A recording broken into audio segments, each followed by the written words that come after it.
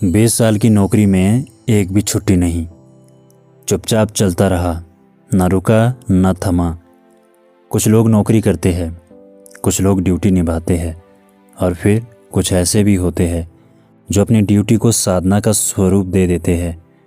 यह कहानी ऐसे ही एक इंसान की है जिसने सेवा को जीवन का उद्देश्य बना लिया और कर्म को ध्यान।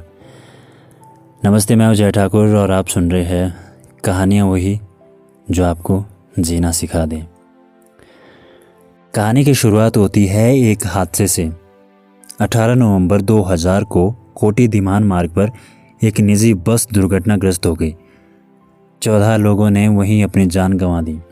बस का परिचालक जीवित बच गया। टांग की हड्डी टूटी, लेकिन आत्मा की निजी शक्ति जैसे जाग उठी।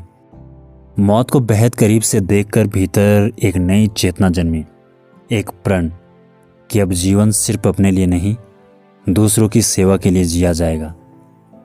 उस हादसे ने इस व्यक्ति को भीतर तक झकझोर दिया। हादसे के बाद 1 साल तक काम से दूर रहना पड़ा, क्योंकि टांग टूटी हुई थी, लेकिन काम से लगाव कभी टूटा नहीं। और 2002 में उसने फिर से निजी बस में परिचालक की ड्यूटी संभाली। वो पहले से ही इस पेशे में था।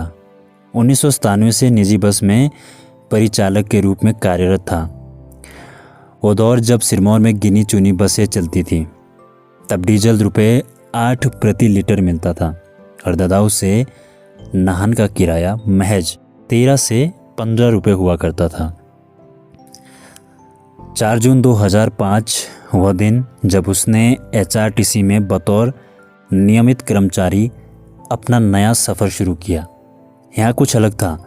हिमाचल प्रदेश परिवहन निगम की पहली ड्यूटी से पहले ही वह 2 साल तक निजी बस में काम करते हुए भी एक दिन की छुट्टी नहीं ली थी। और सरकारी सेवा में आने के बाद भी उसकी यह परंपरा बदली नहीं। यह जून का महीना है और इस जून में 20 साल पूरे होने वाले हैं, लेकिन एक भी छुट्टी नहीं ली। सोचिए, 1000 से अधिक रविवार आए, लेकिन वह हर बार बस में यात्रियों के स्वागत के लिए मौजूद रहा।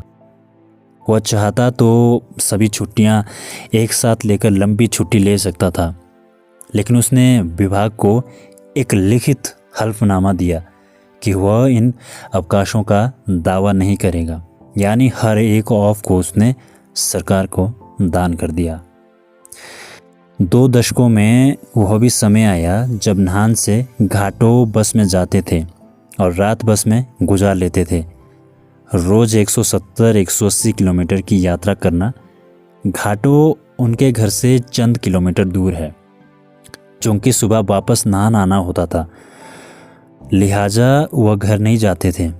लेकिन फ़र्क केवल दूरी तय करने में नहीं, उसकी सोच में है।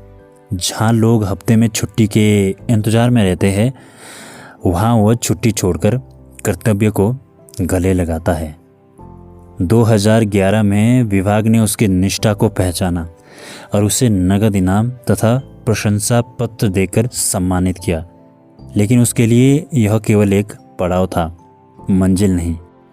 वह प्रचार से दूर सेवा में डूबा रहा। यह दास्तां किसी फिल्म की नहीं है, हमारे बीच के उस नायक की है जिसकी वर्दी आम है पर सोच अद्भुत है। यह है HRTC नाहन डिपो में कार्यरत संगड़ा उपमंडल के गांव रजाना के रहने वाले जोगिंदर ठाकुर।